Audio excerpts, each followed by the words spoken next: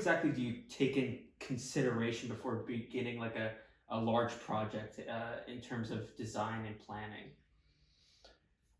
It's interesting. New York City has very complex zoning. So first of all, you just try and figure out what the envelope's going to be, and what the program is, and you try and understand all of that. And then, the client's going to try and squeeze as much out of that envelope as they possibly can.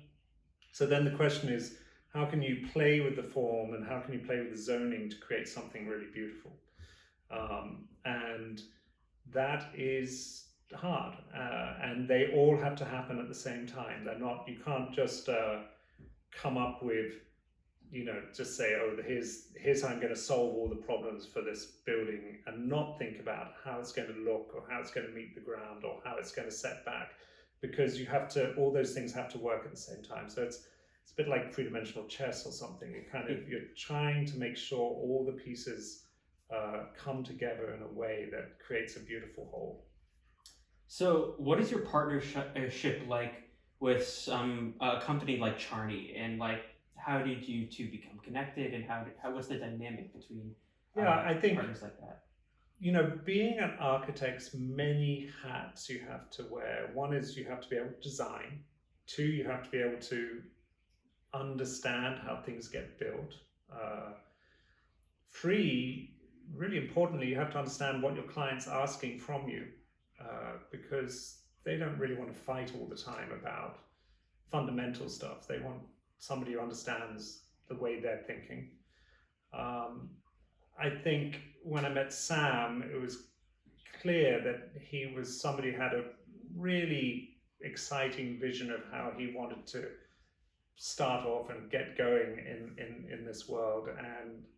And what I enjoy is the repartee, the kind of bouncing back of ideas. Sam would bring stuff to the table that I'd be like, you can't afford to do that. And he'd be like, well, let me worry about that. And so we go off and develop. So, the dime is a great example where he said, let's make this out of terracotta. And I'm like, well, you're smoking crack. There's no way we can afford to do that on a building like this. Because most buildings have, like are sitting in a street and they have one wall and that gets something nice on it. But the dime sits on 4 streets and has every wall is covered in something. So, just by default, it meant that it was going to be an expensive building to put a facade on.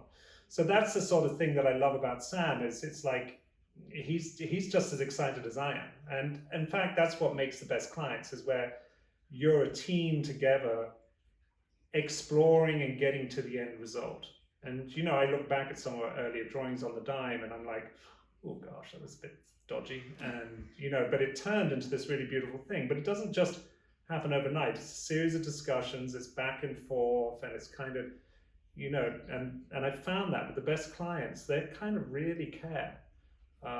And you get this great energy to do something really beautiful. Besides your own buildings, the ones that you've designed and worked on, what is your favorite building in New York City? Well, that was a tough question. I kind of knew, I kind of thought about what the answer was. And what I realized is the answer is that New York City's weird. It has a lot of amazing buildings, but it's also, compared to Europe, say compared to London, where you've just got one beautiful building after the next and beautiful roads and streets and, Christopher Wren designed this, or there's, huge avenues with trees like the Mall, or Westminster, Houses of Westminster, where there's just everywhere you look is another beautiful town square. New York has none of that. It's just really butt ugly, most of it. But it's actually what it all does together. And that's where my inspiration in New York comes from. It's all of those buildings coming together to create this breathtaking city, and the skyline is probably the inspiration I take from New York. I just know, I used to come in, I used to have to fly up and down from Washington when I was down there, and I used to come in and sun would be setting behind New York City as I came in from LaGuardia, and I'd be like, oh my God, is there a more beautiful sight on earth? And so I think it's all the pieces together that make New York City so beautiful. And, now there's better and better architecture. Nouvel's new tower, the Museum of Modern Art's new skyscraper there is beautiful and abstract, and I give my right teeth to being able to design something that beautiful. But yeah, no, I think no particular building. I think it's all of it that makes it so great. Great. That's a good note to end on. Thank you Okay. so much. Yeah. Thank you All so right. much. Awesome. Perfect. Thank you, guys. Thank you Thank so much. Good. Thank you. Wow.